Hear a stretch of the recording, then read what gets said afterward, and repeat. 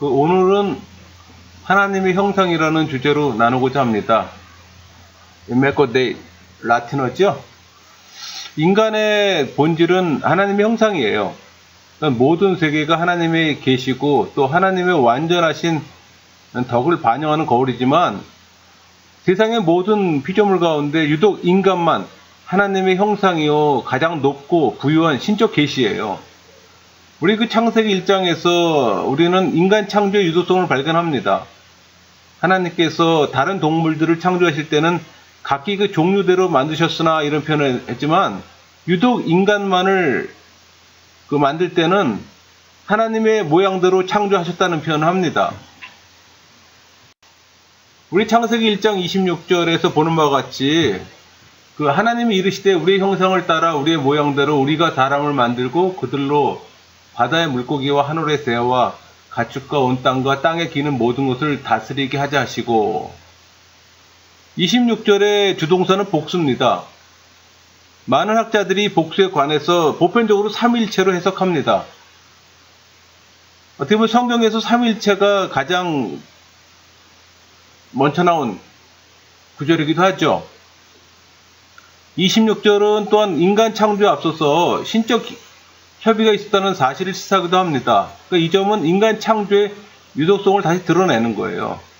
왜냐하면 다른 피조물에서는 인간 창조 시 나타났던 그런 표현을 발견할 수 없기 때문에 하나님의 형상으로서 인간에 관해 잠시 나눔으로써 우리 하나님의 형상을 목표로 하는 우리 삶에 좀 도움을 얻고자 합니다. 우리의 형상을 따라 우리의 모양대로 형상과 모양이라는 단어가 나오죠. 형상은 히브리어로 젤렘, 모양은 히브리어로 더무트입니다. 용어를 살펴보면은 형상과 더무트라는 말이 교대로 사용되고 있어요. 히브리 본문에서 형상과 모양이란 이 두 표현 사이에 아무런 본질적 차이를 발견할 수가 없어요. 지금 26절에서 형상과 모양이란 용어가 둘 다 사용되지만은 27절에서는 형상이란 단어만 사용됩니다. 또 창세기 5장 1절에서는 모양이란 용어만 사용되고 또 창세기 5장 3절에서는 두 용어가 다시 사용됩니다. 그러나 1장 26절과는 반대로 이 단어의 역순의 현상이 나타나요.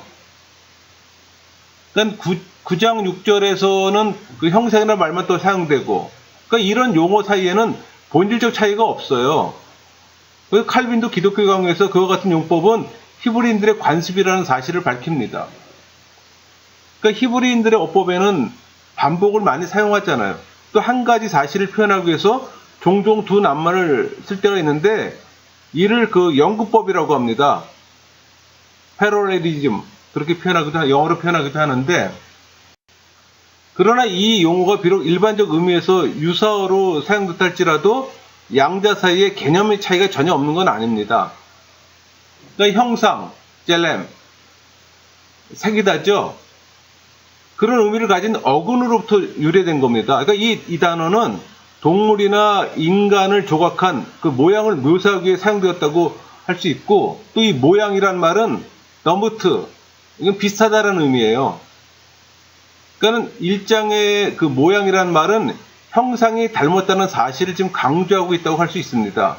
이 형상이란 말이 이 강조하는 바는 하나님은 원형이시고 인간은 그 모형이라는 사실이에요.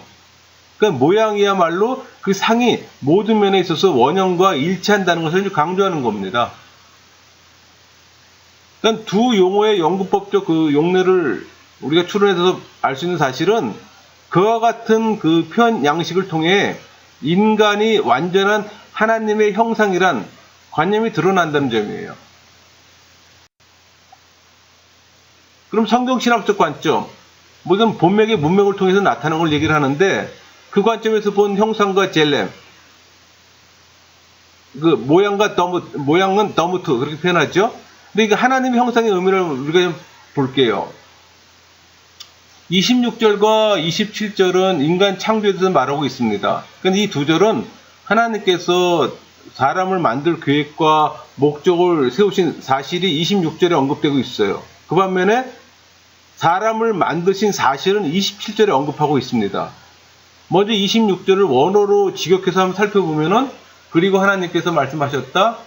우리가 만들자 사람을 우리의 형상대로 우리의 모양처럼 그리고 그들로 다스리게 하자. 그 바다의 고기를 그리고 그 하늘의 새를 그리고 그 육축을 그리고 그 땅 모두를 그리고 그 땅에 기는 모두를 헬라어 원어를 그대로 지금 직역으로 해놓은 겁니다.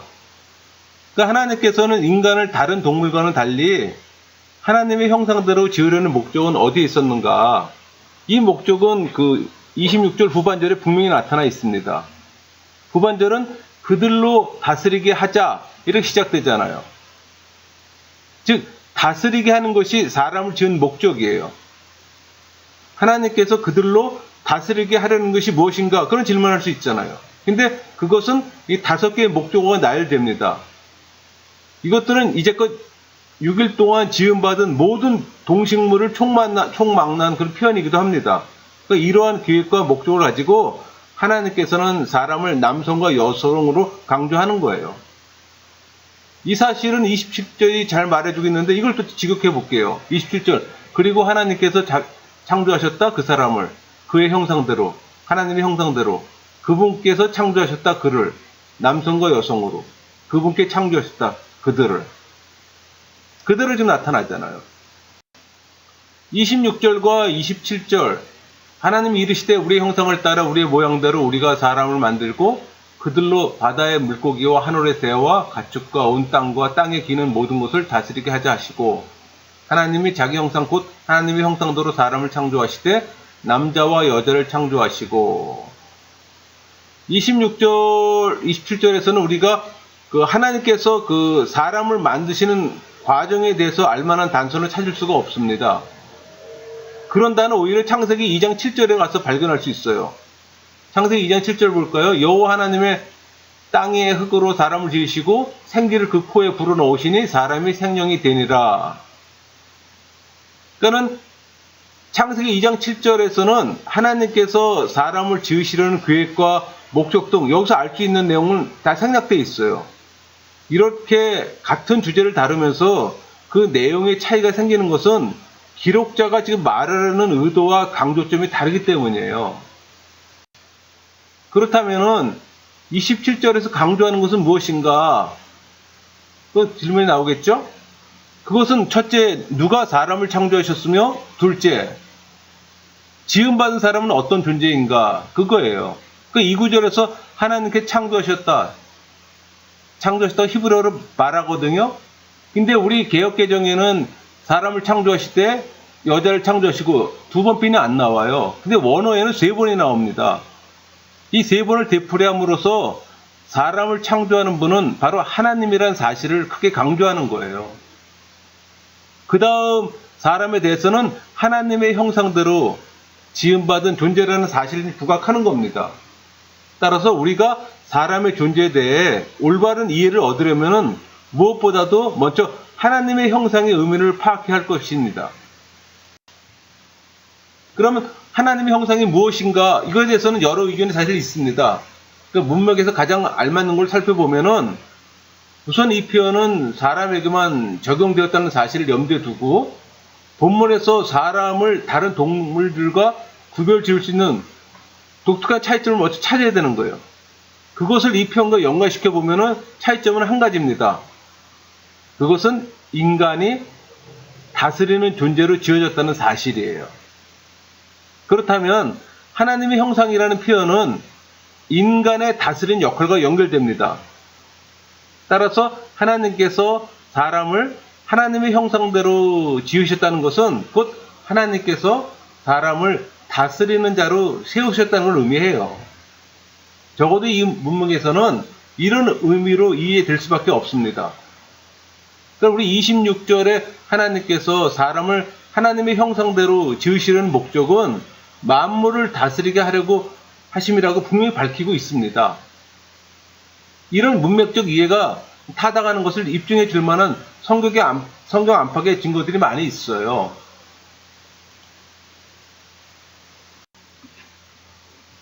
인간이 그 하나님의 형상이라는 점을 우리가 살펴보았으나 어떤 점에서 인간이 하나님을 닮았든지 창조기사 가운데 정확히 나타나 있다고 확언할 수는 없습니다. 그럼에도 불구하고 인간이 가지고 있는 하나님에 대한 유사성을 어느 정도는 발견할 수 있어요. 우리 창세기 1장 26절에서 볼 수 있는 하나님의 형상은 피조물에 대한 통치를 인간 속에 나타나는 하나님 형상의 그 발현의 한 국면으로 추론할 수 있는 거예요. 여러분, 개혁기에는 하나님 형상에 대해 이에 굉장히 중요한 의미를 던지고 있습니다. 인간 안에 어느 곳에 하나님의 형상이 발견되는가? 이런 질문에 어떻게 답을 하는 거 하니? 하나님의 형상이 자리 잡고 있는 좌소는 인간의 영혼 속이다. 이렇게 말합니다. 또 한 걸음 더 나가서 하나님의 영광과 광채가 빛나지 않은 곳은 심지어 육체를 포함해 인간 속에 어느 곳에도 없다라는 표현을 합니다. 그러니까 하나님의 형상이 온전히 회복될 때 영혼뿐만 아니라 육체도 온전히 회복될 것이라고 말하는 거예요. 또 하나님의 형상은 원래적으로 무엇으로 구성되어 있는가? 이런 질문을 할 수 있잖아요. 근데 그거에 대한 답변이 아담이 부여받은 순결성은 이 단어로, 그러니까 하나님의 형상으로 표현된다고 말할 수 있는 거예요. 우리 골로새서 3장 10절과 에베소 4장 24절 한번 볼까요? 새 사람을 입었으니 이는 자기를 창조하신 이의 형상을 따라 지식에까지 새롭게 하심을 입은 자니라. 또 에베소 4장 24절은 하나님을 따라 의와 진리의 거룩함으로 지으심을 받은 새 사람을 입으라. 인간 속에 있는 하나님의 형상은 참된 진리와 하나님의 의와 거룩성을 포함합니다. 그러니까 타락하기 전에는 인간은 완전한 상태로서 하나님의 형상을 소유했었어요. 그러나 인간의 타락은 하나님 형상에 엄청난 파괴적 영향을 미치게 되었습니다. 여러분, 지금 우리 영혼 속에는 이 광의 개념, 지성, 오성, 이성, 의지, 감정은 활발하게 활동하고 있습니다. 그 반면에 협의의 개념인 이제 진리, 하나님의 의, 거룩, 저거는 엄청난 파손된 상태예요. 거의 기능이 마비된 상태입니다, 여러분. 그렇다면은 개혁기에는 타락한 인류의 하나님 형상에 관해 어떤 입장을 취하는가? 또 그런 의문이 들잖아요. 그러니까 인간의 죄로 말미암아 철저하게 아주 도말되었습니다. 파괴되었어요. 우리 그렇게 표현합니다. 타락한 후 하나님 형상에 관해 부정적인 견해를 취하는 것 같이 보이지만 또 자세히 연구해 보면은 타락한 인간도 계속해서 하나님 형상 안에 있다고 주장합니다. 그래서 개혁교회 신자들에게 미워하는 자들마다 사랑하라고 권면해요. 그 이유는 그 사람의 악한 의도를 생각할 것이 아니라 그들 속에 있는 하나님의 형상을 쳐다보아야 한다고 말합니다. 그렇다면 우리는 다음과 같은 질문을 던질 수가 있어요. 인간의 타락이 하나님 형상에 끼친 영향력은 무엇인가? 그런 질문을 할 수 있잖아요. 근데 하나님의 형상이 전적으로 사라져버리거나 파괴된 것이 아니라고, 또 죄로 인한 오염이 너무나도 심해 이제 남아있는 것은 끔찍하게 기형적으로 변형된 그 형상만 남아있는 거예요. 그게 아까 말씀드렸던 진리와 하나님의 의와 거룩이에요. 부패하고 오염된 하나님의 형상은 성령의 역사와 하나님의 말씀으로 새롭게 되어질 수 있습니다. 또 하나님의 형상이 완전히 회복되어지는 때는 성화 과정을 거쳐 영화 과정에서 완성됩니다. 어떤 이들은 인간이 죄악으로 타락했을 때 전적으로 하나님의 형상을 상실하였고 또 더 이상 형상의 소유자를 볼 수 없다고들 생각합니다. 그러나 창세기 5장 1절은 그와 같은 주장에 대해 아무런 근거를 제공하지 않습니다. 5장 1절 볼까요? 이것은 아담의 계보를 적은 책이니라. 하나님이 사람을 창조하실 때 하나님의 모양대로 지으시되. 그러니까 타락한 이후 일어난 사건의 기록임에도 불구하고 아담에 대해 여전히 하나님의 모양으로 지음받았다는 사실을 진술하고 있습니다. 만약에 그 당시에 하나님의 형상이 전적으로 상실되어 버린 상태라고 한다면은 본문은 아마도 그와 같이 기술되지는 않았을 겁니다. 우리는 그 하나님의 형상이 인간의 타락으로 말미암아 전적으로 더럽혀졌다라고 생각할 수 있습니다. 그게 이제 창세기 6장 5절 하고 로마서 7장 18절 말씀이에요. 여호와께서 사람의 죄악이 세상에 가득함과 그의 마음으로 생각하는 모든 계획이 항상 악할 뿐임을 보시고 또 내서 곧 내 육신에 선한 것이 거하지 아니한 줄을 아노니 원함은 내게 있으나 선을 행하는 것은 없노라. 그러나 타락한 이후 인간이 하나님의 형상을 전적으로 상실해 버렸다고 주장할 수는 없습니다. 만약 그렇게 주장한다면은 그것은 성경 본문이 말하지 않는 것을 주장하는 결과를 초래합니다. 우리 창세기 5장 3절 볼까요? 아담은 130세에 자기의 모양 곧 자기의 형상과 같은 아들을 낳아 이름을 셋이라 하였고, 근데 여러분 1장 26절 지금 서로 그 모양과 형상과 모양 두 단어가 함께 사용되고 있는데 어수는 역으로 되어 있습니다. 여기서 또다시 우리의 주목을 끄는 점이 있다면은 그것은 아담의 아들인 셋이 하나님의 형상과 모양으로 지음받았다고 진술되어 있지 않고 단지 아담이 그의 모양을 따라 그의 형상대로 출생한 아들의 아버지가 되었다고만 기술되어 있어요. 그러나 앞서 본 바와 같이 타락 후에 비록 죄로 말미암아 부패되고 오염되긴 했으나 여전히 아담이 하나님의 형상이라고 할 수 있다면 아담의 아들인 셋도 여전히 하나님의 형상이라고 추론할 수 있습니다. 그러므로 이 구절들은 타락 후 인간이 하나님의 형상을 전적으로 잃어버린 주장에 대해 아무런 근거를 제시하지 못합니다. 범죄한 후에도 인간이 여전히 하나님의 형상이라는 사실은 창세기 9장에서 더 분명히 드러납니다. 9장 1절에서 생육하고 번성하여 땅에 충만하라 이 명령이 다시 반복되잖아요. 그리고 또 2절에서는 이제 동물들이 인간을 두려워할 것이라고 계시하고 있습니다. 또 3절에서는 인간은 동물의 고기를 먹을 수 있다고 지금 허락되었어요. 또 4절에서는 피채를 먹는 행위는 금지되어지고 5절에서는 사람을 죽인 동물이나 사람을 살해한 자에 대해서 하나님께서는 그의 생명의 피를 요구하십니다. 이 같은 맥락 속에서 우리가 다룰 주제와 깊은 연관을 가진 6절이 지금 나타나는 거예요. 다른 사람의 피를 흘리면 그 사람의 피도 흘릴 것이니 이는 하나님이 자기 형상대로 사람을 지으셨음이니라. 즉 살인이 죽음으로써 처벌되어질 만큼 가중한 죄로 지목되는 이유는 살해된 자가 하나님에 반하는 존재이기 때문입니다. 그러므로 누가 사람을 죽였다고 할 때 그 행위는 단순히 한 사람의 생명을 손상시키는 정도에 머무르는 게 아니라 하나님 자신에게 도전하는 셈이 되는 거예요. 이와 같이 하나님의 형상을 파멸시키는 행위는 인간을 자신의 형상으로 창조하신 창조주에 대한 범죄 행위가 되는 겁니다. 이렇게 볼 때 이 구절들은 타락한 인간도 여전히 하나님의 형상이라는 사실을 분명히 함의합니다. 그러나 그 기능은 마비 상태죠. 이에 관련된 신약의 중요 구절 가운데 하나가 이 야고보 3장 9절 말씀이에요. 야고보는 우리의 혀로 말미암아 야기되는 죄의 문제들을 취급하는 아주 동일한 문맥에서 혀는 하나님을 찬양하기도 하고 또 사람을 저주하기도 한다면서 이러한 사실이 인간의 제약된 자기 모순이라는 점을 지적하는 거예요. 왜 이 같은 일이 상호 모순된다고 말할 수 있는가? 본문은 그 이유를 분명히 제시합니다.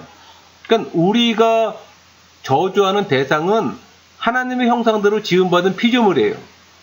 사람을 저주한다는 것은 당신의 형상대로 창조하신 하나님을 저주하는 일이기 때문에 우리 구절 한번 읽어볼까요? 이것으로 우리가 주 하나님을 찬송하고 또 이것으로 하나님 형상대로 지음을 받은 사람을 저주하나니. 여기서 지금 말하고자 하는 주제와 관련해서 특별히 주목해야 될 점은 지음을 받은 이 표현이에요. 헬라어로 게고노타스 동사의 시상입니다. 그러니까 이 동사는 뭐뭇이 되다 혹은 만들어지다 그런 의미를 가진 헬라어 완료 시제입니다. 그러니까 결과가 계속되어가는 과거 행위를 묘사하는 데 지금 사용하는 거예요. 그러니까 본문의 내용은 인간은 과거 어느 시점에 하나님의 형상을 따라 지은 바 되었고 지금도 여전히 그 형상 속에 있다는 의미가 됩니다. 그러니까 이 3장 9절은 우리가 저주하는 인간이 비록 죄로 인하여 오염되었다 해도 전적 부패로 표현될 수 있을 만큼 그만큼 오염됐다 해도 하나님의 형상이 전적으로 제거되지는 않았고 여전히 하나님의 형상이라는 사실을 분명히 함의하고 있습니다. 신약의 여러 구절들은 타락 이후 인간에 대해 하나님의 형상 회복이 요청되는 존재로 이제 묘사되고 있어요. 우리 에베소서 볼까요? 4장 22절. 너희는 유혹의 욕심을 따라 썩어져가는 구습을 따르는 옛사람을 벗어버리고 오직 너의 심령을 새롭게 되어 하나님을 따라 의와 진리의 거룩함으로 지으심을 받는 새 사람을 입으라. 또 골로새서 3장 9절 10절. 너희가 서로 거짓말하지 말라. 옛사람과 그 행위를 벗어버리고 새 사람으로 입었으니 이는 자기를 창조하신 이의 형상을 따라 지식에까지 새롭게 하심을 입은 자니라. 이 구절들은 인간의 영적이며 도덕적 갱신이 바로 하나님의 형상이 이루어져가는 점진적 과정임을 시사합니다. 또 그리스도 안에서의 구속의 목적은 우리가 더욱더 하나님처럼 되는 것이고 더욱더 완전한 하나님의 완전한 형상이신 그리스도를 닮는 거예요. 그게 로마서 8장 29절 고린도 3장 18절 말씀이 있잖아요. 하나님이 미리 아신 자들을 또한 그 아들의 형상을 본받게 하기 위하여 미리 정하셨으니 이는 그로 많은 형제 중에 맏아들이 되게 하려 하심이니라. 우리가 수건을 벗은 얼굴로 거울을 보는 것 같이 주의 영광을 보며 그와 같은 형상으로 변화하여 영광에서 영광에 이르니 곧 주의 영으로 말미암음이니라. 하나님의 형상이 우리 안에 회복되어야 한다는 사실은 하나님 형상이 우리 안에서 왜곡되어 있음을 지금 의미하는 겁니다. 그 앞에서 살펴본 것 같이 타락한 인간일지라도 여전히 하나님의 형상 가운데 있다는 것은 성경이 말합니다. 그럼에도 불구하고 성경이 가르치는 또 다른 국면은 인간은 더 이상 하나님을 올바로 반영하지 못한다는 사실이에요. 왜곡된 하나님의 형상은 정적인 성질의 것이 아니라 동적인 거예요. 그러니까 우리가 나아가야 할 종말론적 목표라고 할 수 있습니다. 우리는 아직 마땅히 되어져야 할 완성된 하나님 형상이 아니잖아요. 여러분, 성령 세례 받은 자는 하나님을 반영할 수 있도록 변화되고 있는 중입니다. 미래 언젠가는 온전히 하나님을 반영하게 될 겁니다. 그래서 성령 세례를 받아야 하는 이유이기도 합니다. 성령 세례를 통해서 깨진, 부서진 하나님의 형상이 회복되기 때문에. 그러니까 하나님의 형상으로의 갱신은 우선적으로 구속의 과정 속에서 성령의 내적 역사로 말미암아 이루어집니다. 또 그것은 또한 우리의 노력이 수반됨이 신약에 잘 나타나 있어요. 그러니까 하나님의 형상으로 새롭게 되는 일은 직설적으로 묘사될 뿐 아니라 우리 골로새 3장 10절 볼까요? 새 사람을 입었으니 이는 자기를 창조하신 이의 형상을 따라 지식에까지 새롭게 하심을 입은 자니라. 동시에 명령적 요구로도 나타납니다. 그게 에베소 4장 24절이에요. 하나님을 따라 의와 진리와 거룩함으로 지으심을 받은 새 사람을 입으라. 여러분, 여기 지금 의와 진리와 거룩함이 아까 제가 말씀드렸던 우리 하나님의 형상에서 손상된 부분이라 그랬잖아요. 의와 진리와 거룩함. 저건 인간에게는 없습니다. 저거는 지금 손상된 상태에서 저건 우리가 거룩해지고 싶어도 거룩해질 수가 없어요, 여러분. 의로워질 수도 없습니다. 저렇게 할 수 있는 거는 성령님이 내 안에 들어오실 때만 가능한 거예요. 그래서 하나님의 형상 회복은 중요한 우리 성도의 과제잖아요. 근데 그 선결 과정이 성령 세례예요, 여러분. 그러면서 성경은 성화의 최종 목적은 우리가 전적으로 하나님같이 되리라는 데 있습니다. 물론 신일합인의 의미는 아니지만 하나님과 같이 되는 데 있습니다. 그러기 위해서는 우리가 성령이 내 안에 들어오셔야 되잖아요. 우리가 거룩해진다? 그건 상상도 할 수 없는 일입니다. 성령이 내 안에 들어오기 전까지는 인간으로서는 도저히 할 수 없는 일입니다. 성령이 내 안에 들어올 때 성화의 과정을 거치고 그러면서 우리는 회복된, 깨지고 부서진 의와 진리와 거룩함이 회복되면서 우리가 거룩해질 수가 있는 거예요. 우리가 온전히 하나님을 반영하게 된다는 의미로서 하나님의 형상이신 그리스도와 같이 온전히 될 것이라는 표현입니다. 그 표현이. 하나님을 반영한다는 얘기는 우리 하나님의 형상이 우리 안에서 회복된다는 얘기예요. 그러면 그것은 결국 또 그리스도와 같이 온전히 된다는 얘기예요. 우린 그리스도를 본받아라 그런 얘기 많이 하잖아요. 근데 그게 본받는다고 본받아집니까? 안 했잖아요. 우리 안에 성령이 계실 때 그게 본받아질 수 있잖아요. 어떻게 보면 이 고린도 전서 15장 49절은 볼까요? 우리가 흙에 속한 자의 형상을 입은 것 같이 또한 하늘에 속한 이의 형상을 입으리라. 어떻게 보면 종말론적 언어로서 묘사되고 있는 겁니다. 여러분, 우리가 지금 하나님의 형상에서 같이 나눴어요. 우리는 분명 하나님의 형상이, 우리 안에 있는 하나님의 형상이 깨지고 부서졌습니다. 회복을 해야겠죠. 이걸 회복한다는 얘기는 겨울 또 구원의 반열에 쓴다는 얘기예요, 여러분. 근데 그 과정의 시작이 성령 세례라는 거예요. 그러니까 제가 이렇게 강의 중에 성령 세례를 많이 언급합니다. 그만큼 성령 세례는 절대적인 거예요. 하나님 사람으로서는 시작의 시작. 구원의 시작인 겁니다, 여러분. 근데 우리가 성령 세례를 받지 못했다면은 시작도 안 한 거예요. 교회 생활을 아무리 오래 하면 뭐합니까? 그 시작을 못하고 있는 건데. 영적 세계, 그저 교회에서 육적인 삶의 연장일 뿐이지 영적 생활을 하는 게 아니잖아요. 내 안에 성령님이 들어올 때부터 영적 생활의 시작이 되는 겁니다. 그런 관점에서 하나님의 형상 회복을 이해하셔야 되는 거예요. 왜? 에베소 4장 24절 말씀처럼 의와 진리와 거룩함이 이미 깨지고 부서진 상태이기 때문에 저것이 회복되지 않으면은 우리는 하나님의 형상을 회복할 수 없는 겁니다. 물론 인간적으로 지정이는 다 갖고 있습니다. 그러나 지정이 갖고는 영적 생활을 할 수가 없어요. 하나님과 교류할 수가 없습니다. 바른 이해함으로 여러분들이 하나님 앞에 나아가는 자가 되기를 소망합니다. 마치겠습니다.